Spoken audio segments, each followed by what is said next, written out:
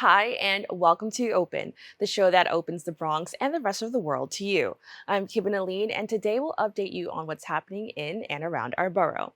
Coming up, advocates are now worried about the status of the Pregnant Workers Fairness Act. In January 2023, the bill will be dead on arrival within Congress unless Majority Leader Chuck Schumer takes action to support the bill. A community advocate and the Vice President for a Better Balance joins me to share their concerns about the bill. What protection will the bill provide to pregnant and postpartum workers? Then, with the holidays fast approaching, many Americans will use the Buy Now, Pay Later feature when making purchases online. Still, many people are unaware of the danger that can come with using this service.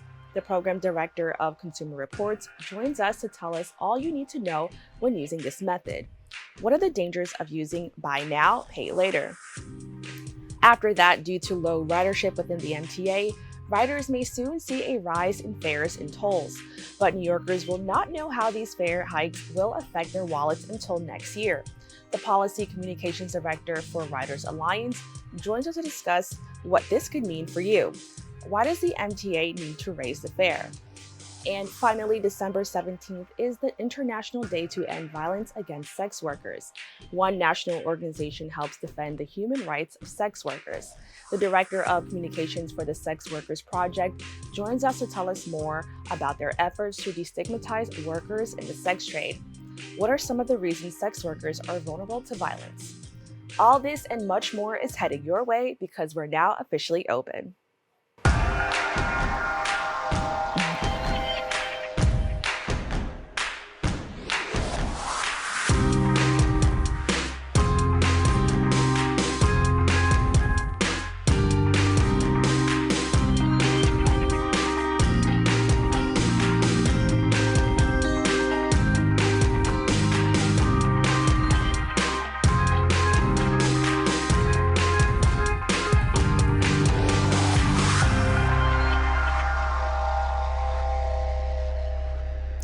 Hello, everyone. I'm Kibin Alleyne. Today is Tuesday, December 13th, and you are now watching Open, a live program bringing the Bronx and New York City straight to you. Don't forget to stay connected with us via social media at BronxNet TV. For many expecting mothers, the Pregnant Workers Fairness Act would grant protections in regard to labor, health, and safety. New York and national leaders are urging U.S. Senate Majority Leader Chuck Schumer to pass legislation that combats pregnancy discrimination. Joining me to discuss this is a community advocate for a better balance, Armanda Legros, and Elizabeth Gedmark, the Vice President of A Better Balance. Thank you both for joining me. Now, Armanda, I want to start with you. Can you just tell us what your experience was, working in the field as a pregnant person? Um, my experience was great with my job before I got pregnant. And once I became pregnant, that's when, uh, you know, I believe I was discriminated against. Where I had, I was with my job for about 2.5 years, and in my 6th month of my pregnancy, I pulled a muscle in my stomach and gave him a note after seeing the doctor for restraining from heavy lifting to my boss at the time, and he took one look at the note and sent me home without pay indefinitely, and told me that I couldn't work without any restrictions. Now, I understand that, your story, so many people have gone through this. Can you just let everybody know or talk about the Pregnant Workers Fairness Act? I can jump in. Thank you so much for having me. So the Pregnant Workers Fairness Act is common sense, bipartisan legislation that would require employers to provide reasonable accommodations for pregnant and postpartum workers. Things like access to water to stay hydrated, a transfer to a lighter duty shift, or time and space to express breast milk, unless it would be an undue hardship on the employer. And the problem is that although this bill has the votes to pass in Congress right now, time is running out. We are down to the wire, and any delay means almost certain death of the legislation and critical protections for millions of women and their families. Now, there is an effort to combat pregnancy discrimination. Can you explain what type of discrimination pregnant workers often face?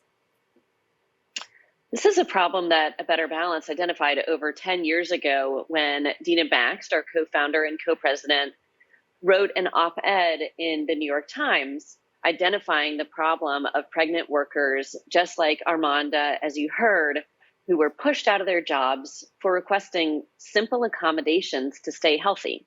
And the economic consequences are devastating, as Armanda can tell you.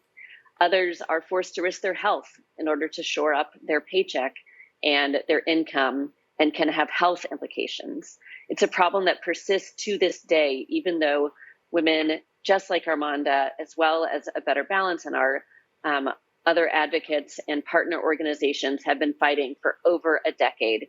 We hear about it day in and day out through A Better Balance's free, confidential legal helpline.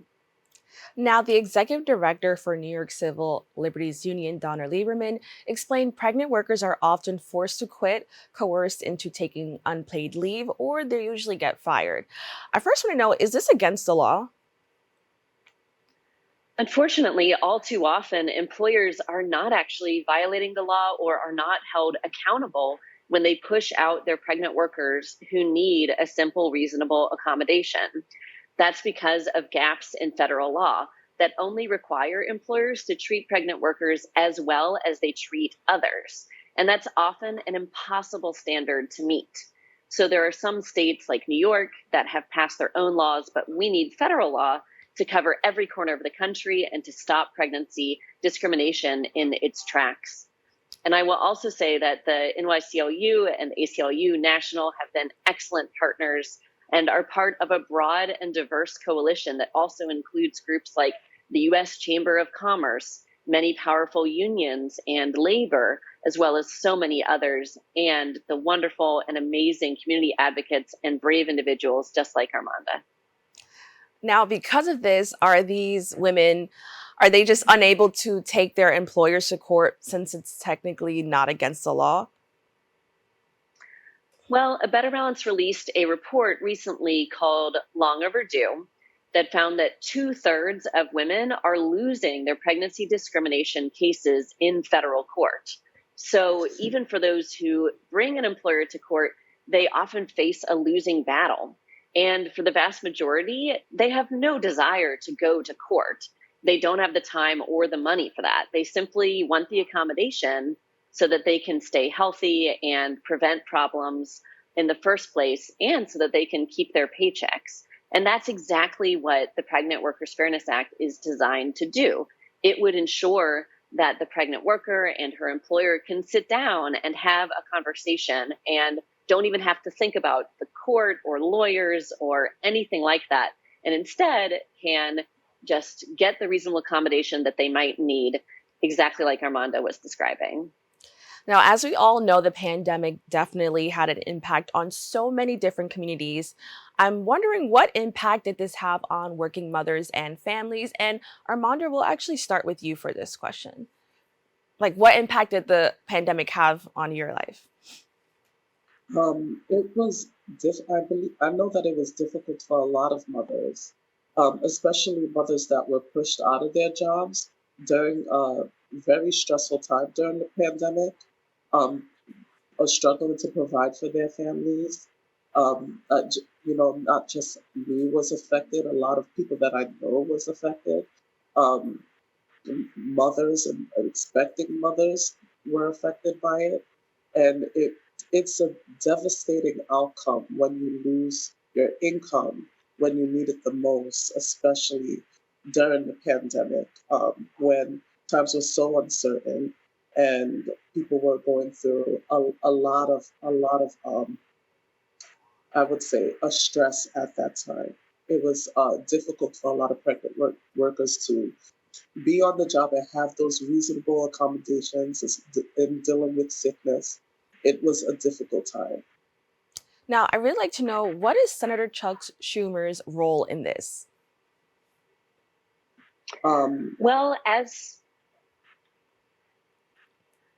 the Senate Majority Leader, Leader Schumer controls which bills come to the floor for a vote and has the power today to pass the Pregnant Workers Fairness Act because it has the 60 plus votes to overcome any filibuster. And it has had those votes for months. Leader Schumer also approves which pieces of legislation, along with other congressional leaders, are added to end-of-year packages that Congress passes, like the NDAA, the National Defense Authorization Act, or an omnibus spending package. And we would urge him to use that power to ensure that the Pregnant Workers Fairness Act does not fall on the cutting room floor. Better Balance and hundreds of others from nonprofit organizations, workers, advocates, faith leaders, business associations, and business leaders have been calling on him to not let the Pregnant Workers Fairness Act fail on his watch and to pass it this year. It would be unconscionable to let this bill die and leave millions of pregnant workers and their families in the lurch. If we wait any longer, then it will spell almost certain death for this legislation when the new Congress comes in just a few short weeks. Time is truly of the essence. Now, according to the National Partnership for Women and Families, nearly 3 million women work during their pregnancy each year, representing 70% of all pregnant women in this country. I'd like to know, what are your thoughts on this, and how does this disproportionately affect Black, Latino, and immigrant women? It's vitally important to understand how many millions this legislation affects. When you were talking about nearly 3 million women who work during their pregnancy each year, that is an enormous number. And we often hear from workers who are younger but are thinking about their career prospects. And they feel deterred from even applying to jobs that may not accommodate them during pregnancy, even though those might be better jobs with better pay or better benefits. We've also heard from women who say they are scared to get pregnant again after being pushed out during a previous pregnancy. So women, especially mothers and caregivers, they were here for us during the pandemic, working to care for everyone, teach our children at home, while often risking their lives at frontline jobs. Now is the time to pay attention to their needs and to pass the Pregnant Workers Fairness Act. And Armanda, if you wanted to address the other question or add in. Yeah, I believe that this bill would definitely benefit mothers that are struggling right now and in the future. And it does affect Black and Latino women more often as frontline workers. And I hope that our, Senate leaders will consider bringing the bill to the floor so that they can, put a stop to just those, horrible numbers that we're seeing. And I'm just hoping that that Chuck Schumer does do the right thing. Now, can you just quickly let us know, when are advocates hoping to see the Pregnant Workers Fairness Act take effect? As soon as possible. That's right. We are looking for as soon as possible and without delay. All right. I want to thank you both so much for joining us to talk about this really important topic. Thank you so much. Thank you for having us. To stay connected with A Better Balance, please visit their website at www.abetterbalance.org or follow them on Instagram at _better_balance and on Twitter at A Better Balance. We'll be right back with more Open right after this. You can talk to me if you're feeling sad. Thanks for hearing me out, bro. Whenever you need to talk, I'm here, okay? COVID-19 has changed how we spend weekends with the girls. Now it's time to take the first step that lets us get back to brunching instead of late-night munching. Before we can safely come together, we need the facts. As COVID-19 vaccines become available, you may have questions. Should I get it? Is it safe? Should I wait? It's okay to have questions. Now get the facts at getvaccineanswers.org so you can make an informed decision when vaccines are available to you. Jason, let's go see your room.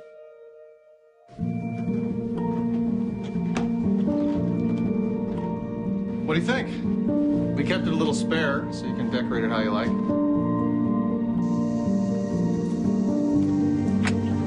Dinner! Go. Excellent. Sorry for this one. Yeah, I saw you guys out there.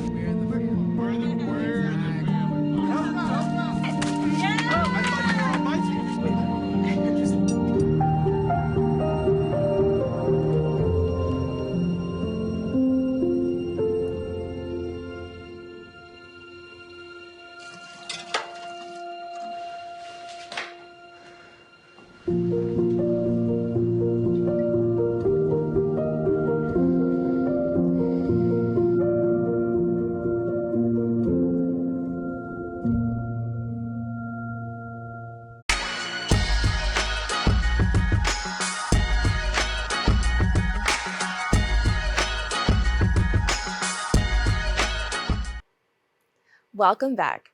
As the holiday season approaches, many online shoppers will gravitate towards buy now, pay later services like Klarna and Afterpay. However, these services could bring on new challenges shoppers are unaware of. Joining me to discuss all you need to know about buy now, pay later is the program's director for Consumer Reports, Chuck Bell. Chuck, thank you so much for joining me. Yeah, great to be here. Now, I want to jump right into it. Can we just first talk about why is it crucial for people to view their spending habits as we enter the holiday season? Well, you want to be careful to protect your budget for the daily expenses and other needs that you have. And you don't want to be overpaying for holiday gifts such that you're going to have big debts come in March or April, right? So you want to stick to a budget and be able to pay off those debts in relatively short order, whether you're using a credit card or buy now, pay later. Now, since we're also on the topic, I also want to talk about, is it better to wait until the end of the year to buy all your presents and your gifts and stuff like that? Or is it better to kind of do it over time? I think it may be better for your peace of mind to start earlier. It is true that a lot of items may go on sale toward the end of the year, but it's also important to avoid being frantic at the last minute and not having something for someone. So I would vote for starting earlier in the year if you can. Now, I definitely want to get into talking about buy now, pay later services because in recent years, they definitely become more popular. Can you just talk a little bit more about what that service is? Sure. So this is a way of paying for a purchase in roughly 4 installment payments over a period of 6 weeks. So typically with the buy now, pay later plan, you're getting a 0% interest rate. You're putting 25% of the item's cost down on the day that you purchase it. And then you make 3 more payments of 25% each over the next 6 weeks. And a lot of times those payments are set up to automatically be drawn out of your bank account or debit card. And so they are automated. And if you're not prepared for them, you might experience an overdraft. So that's one thing to watch out for. Now, I understand that most of these, plans allow users to pay later without any fees or interest, which sounds pretty amazing. Can you just talk a little bit more about that? Is that actually beneficial? Well, yes, this is a way that people can finance purchases generally cheaper than using a credit card. But one thing to be aware of is that some of the plans actually do charge interest. The buy now, pay later provider, Affirm, which is one of the ones that's you often see at Walmart and other online checkout counters. That one does charge interest rates of up to 30%.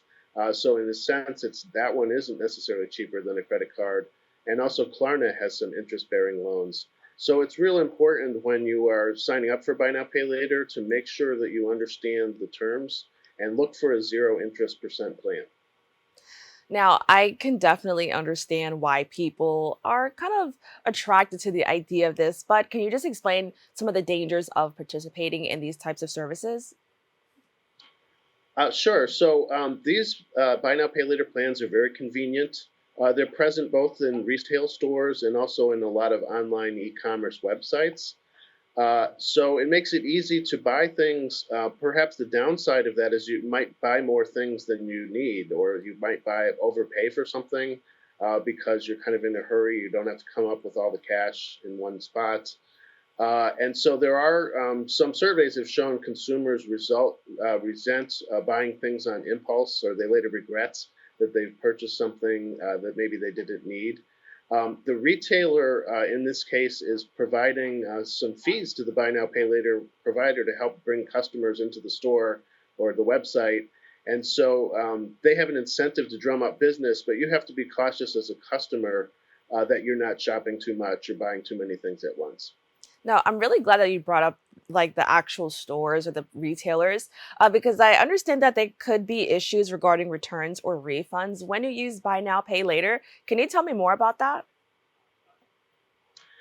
Sure. In a number of the complaints to the Consumer Financial Protection Bureau and Better Business Bureau, consumers have expressed concerns that when they try to return an item, sometimes they don't get credit from the buy now, pay later provider, or it takes several weeks or months to get that credit. So typically what you're going to do is if you're bringing an item back, you bring it back to the merchant and you request that they process the refund. But then that refund must be accepted by the buy now, pay later provider so that you won't have to make any more payments. Now, in some cases, that takes several weeks, and you have to reach out to the buy now, pay later provider by phone or by email. In some cases, they can give you you can reschedule the payment. So if you have a pending payment, call them up and say, hey, can you put that off for 2 weeks until the refund comes in? But the problem is sometimes you're going to buy things and you're going to be on the hook to continue to pay that until the refund is processed. And that's different from a credit card, because usually with a credit card, you get your bill at the end of the month. You don't pay anything until the following month. And so there's more time for refunds to go through generally than with the buy now, pay later plan. Now, what happens if you do actually miss a payment?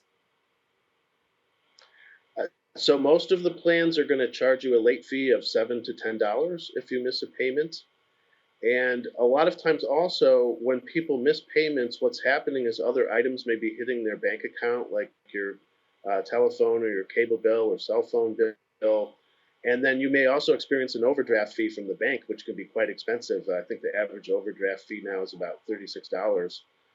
So you definitely don't want to have a late payment. You don't want to have an overdraft because that runs up the cost of getting the loan and makes it less worthwhile to begin with. Now, you brought up something a little earlier about, making sure that you don't use it too often or spend too much. Have you actually heard any stories of somebody kind of just using Afterpay or any of these services just to have the item, but they actually can't really afford it or pay for it? Yes, there's definitely some people who are getting overextended on buy now, pay later. One of the reasons is that the procedures for reporting to credit bureaus are inconsistent between different plans. And so a lot of times they don't know how much credit you've already taken out on your credit card or with other buy now, pay later loans. And in the last quarter of 2021, there were some users who were stacking up loans. So about 15% of users had 4 or more buy now, pay later loans in those 3 months. And about 5% had 10 or more loans. So that's an awful lot of loans to have out at once. And I have to believe that some people are going to get behind. You have to really be on top of your game to manage all the due dates and all the payments if you have that many loans. So we would suggest really only take out 1 or 2 at a time so you can best keep track of it. Now, I definitely want to know, how does this differ from using a credit card service? So the main thing would be 0% interest for those plans like Afterpay and Klarna that offer that. So the cost of financing is less. The payments come due a little more quickly. So your next payment is due in 2 weeks instead of 1 month, as it would usually be for a credit card. Now, I think this is super interesting. And then, sorry. You can continue. Well, I was just going to say, with the credit card, you are also putting all the charges on one account. So you don't have to worry about having lots of individual loans out at once. You'll be able to see all the charges you've made for that account over the previous month. And so that may be a more convenient service for many people. You get an actual billing statement, which right now you don't get with buy now, pay later. You get texts and reminders and maybe emails, but not a billing statement. Now, I definitely wanted to touch on the fact that your organization found that younger Americans 18 to 29 are more likely to opt for buy now, pay later. Can you just talk about, the impact this could have on their financial futures? Sure. So young folks, I think, have adopted this because it's a highly convenient service and they are digital natives who grew up using smartphones. So they've taken to it, very enthusiastically. And I think it also responds to concern that young people have is that they don't want to have a credit card that has lots and lots of debt on it. And they prefer to kind of pay as you go and only buy things that they feel they can afford and pay off within 6 weeks or 2 months. So the problem, though, is also a lot of buy now, pay later users are also big users of credit card. So they may also be overextended on any other credit that they have. And so I think that's something to be concerned about. When you're young, you're trying to build a good credit score so you'll be able to get lower interest rates in the future and also to save up for buying a car, buying a home. So you just have to be really judicious in the use of credit. Whoever is offering you credit, you have to be careful in the way that you use it. Now, I understand that your organization also found that Hispanic Americans and Black Americans are more likely to use these services than white Americans. Can you explain why we're seeing this finding? Sure. So one of the reasons that buy now, pay later has taken off is it's a little easier to get than a credit card. Typically, the application process involves putting in your email and your cell phone number and having the provider do sort of a soft credit pull. But they're willing to extend credit to a lot of people that don't have a substantial credit record. And so because it's easier to get into it, they are reaching out to a lot more people that perhaps traditionally have not been offered as much credit. And so that's a good thing in a way. It's bringing more people into the financial system and giving a chance to people. And if you pay back your loan, then you can get another one. So that's a good thing about this service. Now, we have about a minute left. Can you quickly just let everybody know what is a better alternative to buy now, pay later? Well, I think one alternative would be to pay for gifts with cash or with a debit card. And so that way that you cover the entire cost of your purchase at the time you're making it. And the advantage of that is that you're going to be able to stay in better control of your budgets. You may not, a lot of people don't have a lot of extra cash around holiday time, but you're not likely to have more cash in January or February either to pay off a big credit card or buy now, pay later bills. So using a debit card and sticking with cash has certain advantages in terms of helping you to stick to a budget. All right, Chuck, thank you so much for joining me. Hey, thanks so much for covering this. To stay updated with Consumer Reports and all their findings, please go to their website at www.cr.org or follow them on social media at Consumer Reports. Don't go anywhere. We'll be right back after this.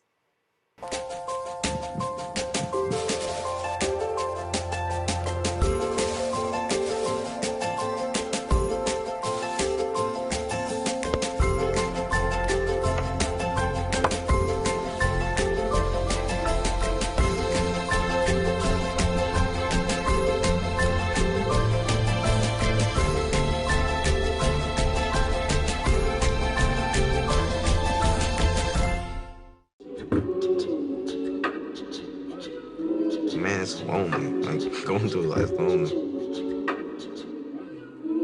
There is the therapeutic aspect of music, just expressing how you feel. I'm going to talk to Howie about his feelings, make it into a song.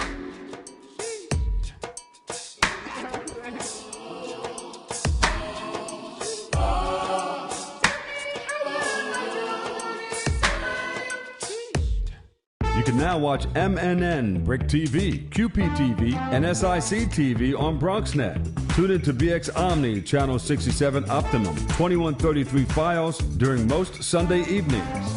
We'll show you some amazing content from our friends at Manhattan Neighborhood Network, Brick TV in Brooklyn, Queens Public Television, and Staten Island Community Television. Every borough represented in the Boogie Down. Epic partnerships for the ages. And catch our new Next channel, produced in partnership with MNN, 24/7 on BronxNet Channel 952 Optimum and 2138 Fios. Hello and welcome back. Due to the lack of ridership on public transit, the MTA plans to raise fares and tolls.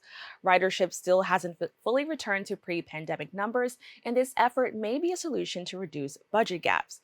Join me to discuss the effect this increase could have on New Yorkers is Policy Communications Director for Riders Alliance, Danny Pearlstein. Danny, thank you so much for joining us once again. Hi, thanks so much for having me. Now, can you first just let everybody know a little bit more about your organization, Riders Alliance? Sure. The Riders Alliance has been around for 10 years. We are New York's grassroots organization of public transit riders, and we fight for better, more reliable, more affordable subway and bus service. Now, definitely talking about stuff that's a little bit more affordable, the news is out that the MTA may be planning a 5.5% increase to fares and tolls, which would raise the fare from $275 to $350. What were your initial thoughts on this? A fare hike really doesn't make sense at this time. A dozen years ago, the MTA was put on a program of a fare hike every 2 years. The one 2 years ago didn't happen, and this one shouldn't happen either. Ridership is substantially down. The MTA needs to do everything possible to rebuild, not to turn people away, and certainly shouldn't be adding an additional expense to struggling New Yorkers, overwhelmingly people who need to show up for work in person at the moment of, inflation and everything else that we're seeing. Now, what could be some of the reasons the MTA may consider raising prices? Well, the MTA needs money. And they needed money, back a dozen years ago when they started on this program of a fare hike every 2 years. And at the time, they also needed state help. A fare hike was not enough. And right now, the fare hike is not enough either. They need state help as well. But they actually need more state help because a fare hike is not going to do what they wanted to do. It's not going to bring in much money. It's going to deter people from using the system. And really what they need is a more robust package of revenue. And that's where we're asking the governor to lead. We need Governor Hochul to keep fares flat and to increase service to bring more people into the system. Now, I definitely want to touch on that because you said they need money. Can you just let everybody know what that money would go towards? Because I know to the average New Yorker, to me, it doesn't seem like the train has changed that much. So can you just let us know what does that money go towards? Overwhelmingly, the money that the MTA receives goes to pay and benefits for the tens of thousands of transit workers that keep New York moving. Okay, thank you so much for clarifying that. Now, according to NBC News, ridership still hasn't fully returned to pre-pandemic levels.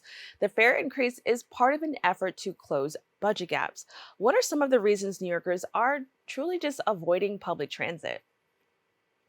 The main driver of low ridership is working from home.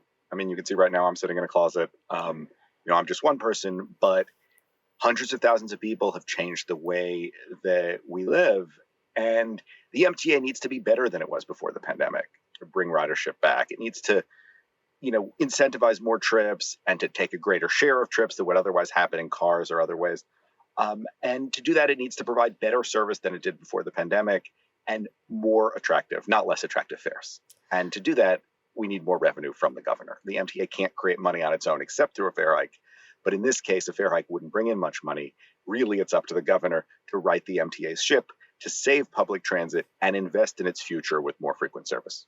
Now, I'm really glad that I'm glad that I asked that question. I'm glad that you said that people are working from home because I completely forgot about that. I just thought, maybe people just don't want to take the train anymore. So thank you so much for sharing that. Now, will the rising costs fill in those gaps or will they make New Yorkers avoid the MTA even more now that it's a little bit more expensive? So the challenge is that New Yorkers have more options than ever before. There are more ways to get around and fewer reasons to go around. And that's problematic for the MTA. That means the MTA can rely less on fares than it used to and needs to rely more on other sources of public revenue, that the governor needs to create a plan to save transit operations and invest in the future of the subway and bus that move the whole city around. Because even as fewer of us are traveling or traveling less often, we all depend on the overwhelming majority of public transit riders who need to show up for work in person to make the city run. Now, I know like a few months ago, and probably even now, that subway violence was a huge concern for many riders. Would you say that contributes to the reason why people could be avoiding, the MTA? The subway should be safe, welcoming, and inclusive for all. But for all of the attention on crime and safety problems in the subway, bus ridership isn't any better than subway ridership. And there isn't, as far as anyone knows, a bus crime or violence wave. So I would argue it has nothing to do with safety concerns. That yes, there are safety concerns, but they're not deterring ridership in the way that people argue that they are. Instead, it's overwhelmingly people having fewer places to be.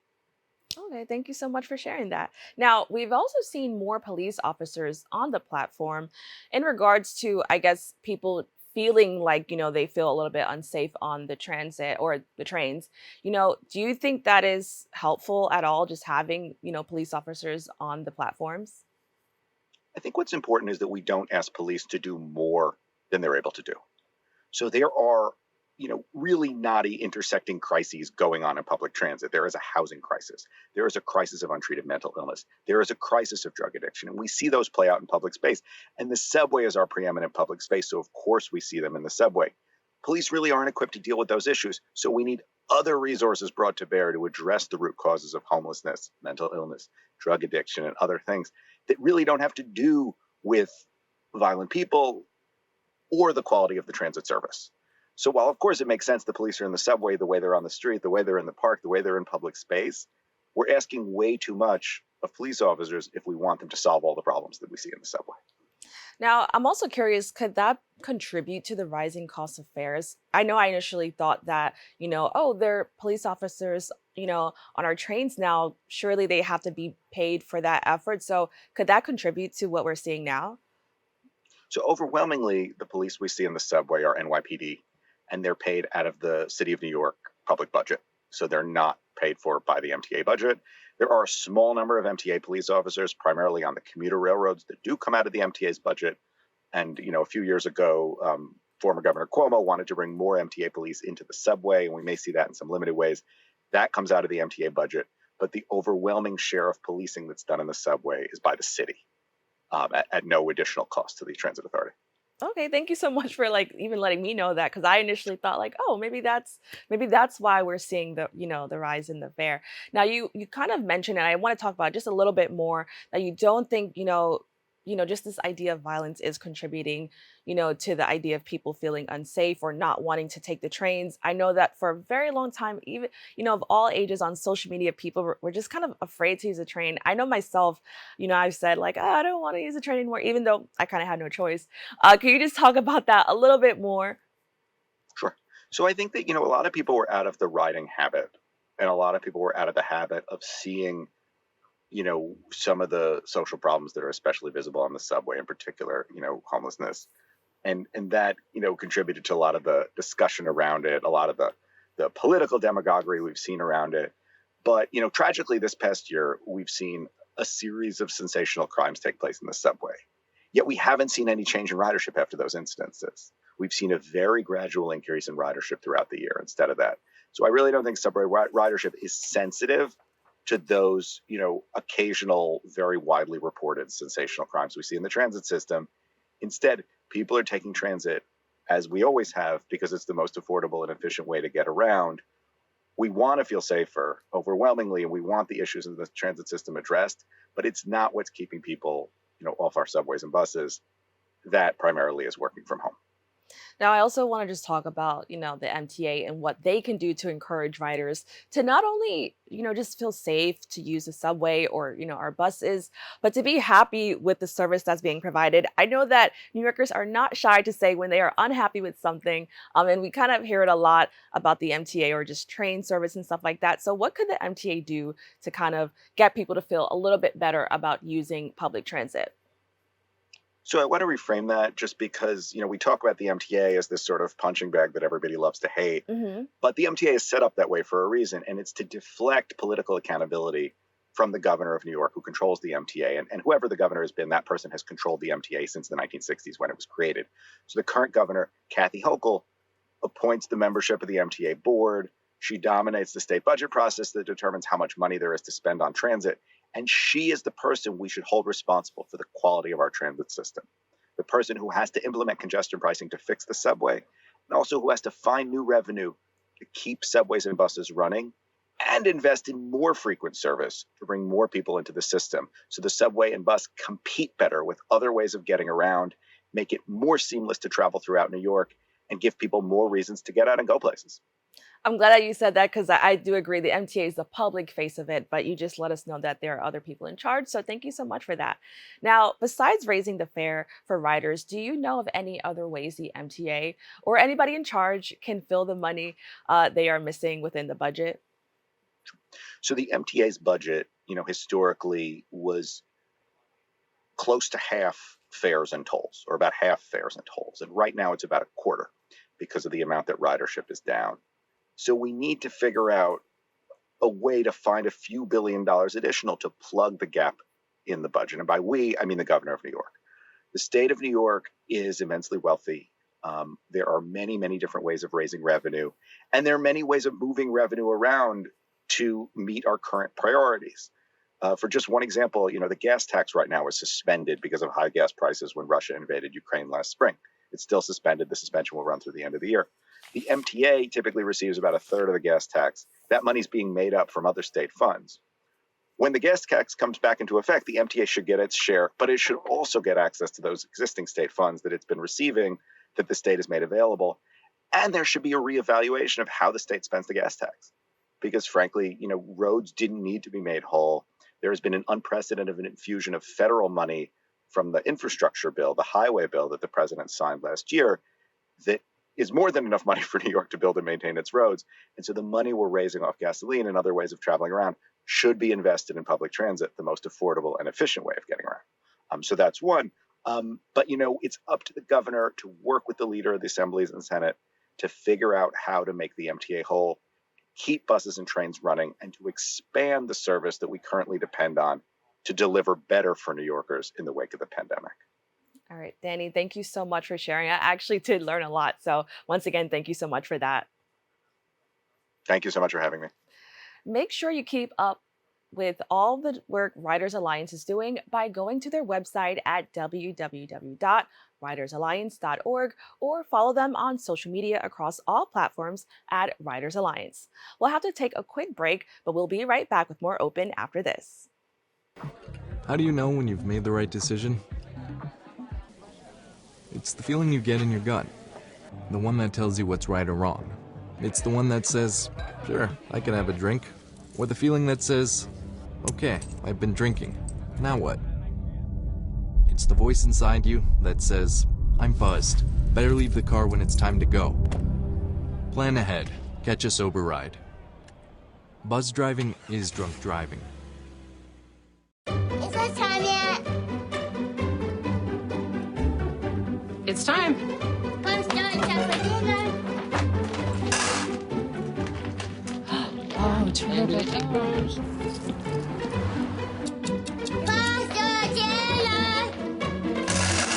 Donating pet food is one of the many ways you can help families in your community.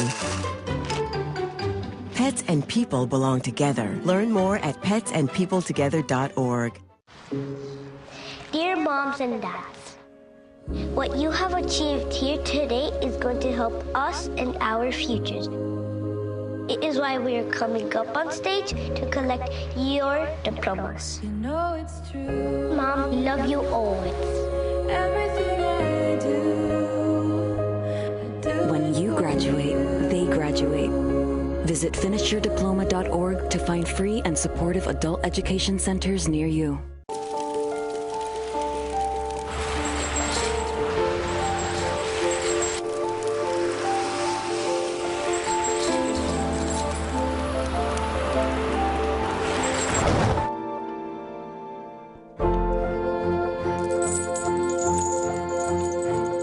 Did you know dragging chains can spark a wildfire? Only you can prevent wildfires. You're not going to get it all right. Just make sure you nail the big stuff. Mama! Like making sure your kids are in the right seat for their age and size. Get it right at nhtsa.gov/the right seat. Welcome back. December 17th is the International Day to End Violence Against Sex Workers. This day is part of many organizational efforts to protect, destigmatize, and decriminalize sex workers. Joining me to discuss sex worker rights and safety is the Director of Communications for the Sex Workers Project of the Urban Justice Center, Zola Bruce. Zola, thank you so much for joining me. Thank you. Now, can you tell me a little bit more about your organization, the Sex Workers Project of the Urban Justice Center? Yes, since the early 2000s, we've been the only national organization that defends the human rights of sex workers by destigmatizing and decriminalizing people in the sex trades. So we do this through free legal services, policy advocacy, education, and we also just work to create a liberated world where all workers have the autonomy and power to fully enjoy their human rights. Now, the world will soon acknowledge International Day to End Violence Against Sex Workers. Can you just let everybody know how this day actually began? Yeah, so it actually began in 2003, and it was inaugurated by a sex worker, artist, and educator, Dr. Annie Sprinkle. And basically, the Sex Workers Outreach Project, also called SWAP USA, which is a separate organization than we are, but we work with as a community partner. And so this day actually just calls attention to the hate crimes committed against sex workers all over the globe. Specifically, it started to be recognized around the Memorial Vigil for about 49 found sex worker cases where the Green River Killer targeted, raped, and tortured women in Seattle, Washington. And so at that memorial, we decided that as sex workers, we need to continue to fight for sex worker rights internationally. Now, I just noticed that you mentioned like it's a hate crime, and I'm really glad that you mentioned that, because I don't think that when we have these conversations, people tend to use that language, and maybe it's sometimes viewed as just isolated incidents or certain things like that. Can you just talk a little bit more about why it's important to view it as a hate crime? Yes, because actually, I mean, a lot of the issues that people have with sex work have to do with moral policing, and it's not based on anything that has to do with us being dangerous to society. And in fact, sex work is one of the oldest professions. So I do feel like the hate comes from, unfortunately, repression, a lot of sexual repression, a lot of sometimes religious oppression and suppression. And a lot of times, we judge others based on the fact that we are not maybe enjoying our own sex lives. So there's so many elements to that. I would also say that, no one deserves to be violated at all. So if you don't feel like sexual violation is okay for yourself or anybody that you love in your family, then you should also not be okay with sex workers being targeted. Now, how do allies honor those lost to violence on this day? So, I mean, there's a lot of different demonstrations that happen and are normally led by different sex worker-based organizations. But I do feel like one of the best ways to also help sex workers is to donate to these organizations and to keep us alive, because we are the only ones that are activists. And also we're organizations that actually hire people who are in the sex trade, so we have our own personal knowledge. And I think that asking us questions is important, amplifying our voices is important, and recognizing that anybody might decide to do sex work consensually. It's a freelance job. Now, what are some of the reasons why sex workers are more vulnerable to violence? Well, specifically in this society, I would say in the States, it's known as a rape-based culture. And I've learned more about that, what that really means when I lived in Europe, because when I lived in Amsterdam and Berlin, even though there's specifically in Amsterdam, it's more regulated sex work, people are all about consent and consent culture. In the US, it just feels like, again, like I said earlier, that people target sex workers as criminals when they actually are doing a job and creating a service that actually inspires people and their sex lives. So we are not dangerous people. However, we constantly have to worry about wage theft. We have to worry about people violating us because there's just no protections for us. So that means that we also don't have health benefits. Like people in Europe have universal health care. So, people are able to get treated whenever they need it. And here in the States, there are so many limits on our healthcare system in general that, people think that we are the ones that are unsafe and maybe passing around disease. We're the least population that would do that because this is our job. We need to always be safe. And, what's preventing our safety is criminalization. Now, it's really unfortunate to say that sex workers are very limited when it comes to reporting violence. Can you talk about the challenges these workers face in that regard? Again, because of criminalization, it's not like we can go to the police and report that we have been violated. And in fact, a lot of the people who have violated us are police officers, specifically NYPD Vice. We've been trying to dismantle NYPD Vice and working against that in our policy advocacy department because what happens is when people are plainclothes officers and they're saying they're trying to catch human traffickers, they're actually also taking advantage of their power and raping and abusing sex workers who might have consensually decided to do sex work. So it's hard to deter between trafficking and consensual sex work when you cannot actually report that you've been violated. And also, unfortunately, the system has not worked in our favor. Yeah, I definitely want to expand on that. That, according to your organization's research, police officers can also participate in this violence, which I was very shocked, to hear about. Can you just tell us a little bit more on that finding? Yeah, so basically, and I'm going to stay away from stats because that's something that we try to be really careful of. We're not here to sway audiences, but we are here to say that nobody deserves to be violated. And as we're all taking these sexual harassment trainings, etc., I don't understand how people think it's okay to violate someone when they're doing sex work, including even regulated sex work. We know within the strip club industry, we know within the porn industry, these are regulated jobs, but still we're being violated. Why? Because I think it's a societal issue in general. It goes back to the rape-based culture. It goes back to the fact that because it's criminalized, police officers have the power to, rape and also put people in prison who haven't done any harm to anyone. In fact, similar to going to get a massage, going to a spa. Sometimes people go to therapy once a week, similar to going to a sex worker once a week. It's a type of therapeutic care that some people desire. So I think looking at it differently is really important, but also specifically with the police department.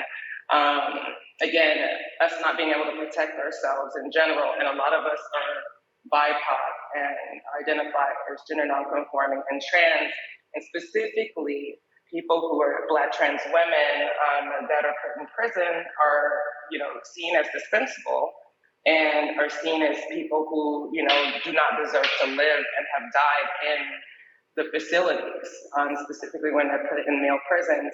So there's a lot of crime going on in the police department and behind the scenes that we are also trying to fight against. Now, I definitely want to touch on a really important topic, which is, decriminalizing or legalizing. Can you just first explain what is the difference between legalizing and decriminalizing sex work? Okay, so, I actually understood it more too when I moved outside the States because we already criminalize sex and sexuality here. So when I go into a more open and free culture, like in Amsterdam and Berlin, experiencing consent-based culture, I realized, okay, there's some regulated sex work that is still a bit safer, but still not completely fair because in order for something to be regulated, that means your body is regulated. So you have to have paperwork, you have to be registered with the state. And again, with us trying to take on this in-demand model or the Nordic model, it criminalizes the customers, clients, or managers directly by harming us. We can't really actually gain our source of income if you criminalize our clients, for example. And even though it's kind of stated to confuse people and saying like, hey, at least we're not throwing sex workers into jails. At the same time, the whole point of doing any kind of job is to make money. So really it's using morals and morality policing to push us out of our jobs that we might choose to do. And again, when I say our jobs, I mean, just like any job, nobody loves their job every day.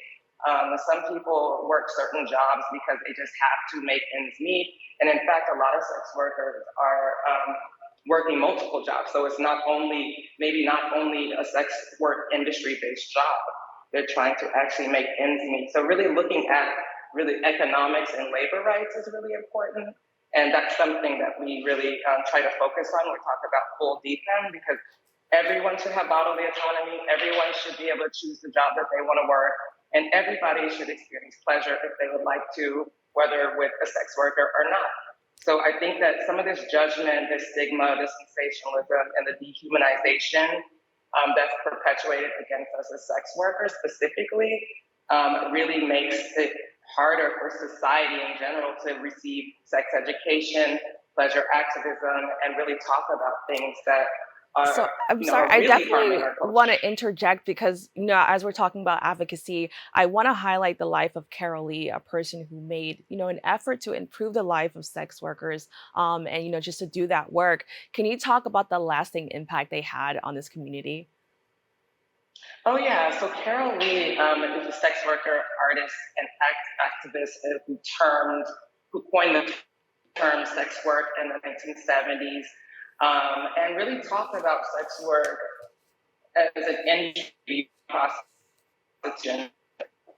People are very ignorant about what sex work is. Sex work is a ever-expanding field, and I think that it's been amazing that Carol Lee was able to educate larger audiences about sex worker rights via comedy and writing. Carol Lee wrote a book called Unrepentant in 2004. And, it's unfortunate that Carol died of uterine cancer, but it's been also great that Carol already thought about leaving their legacy and started the Carol Lee Fund to fund sex worker rights-based organizations. So yes, we really do commemorate people like Carol Lee. I'm a sex worker artist, and I'm kind of living on and passing the baton was kind of passed on to me and many other sex worker artists who are empowered and are able to be out and open, and that's why I aim to always amplify the voices of sex workers. All right, Zola, thank you so much for joining us. Thank you. If you would like to know more or keep up with the Sex Workers Project, please be sure to go on their website at swp.urbanjustice.org or follow them on Instagram at Sex Workers Project. We've come to the end of our show. I'd like to thank all of our guests for joining us and you, the viewers, for tuning in.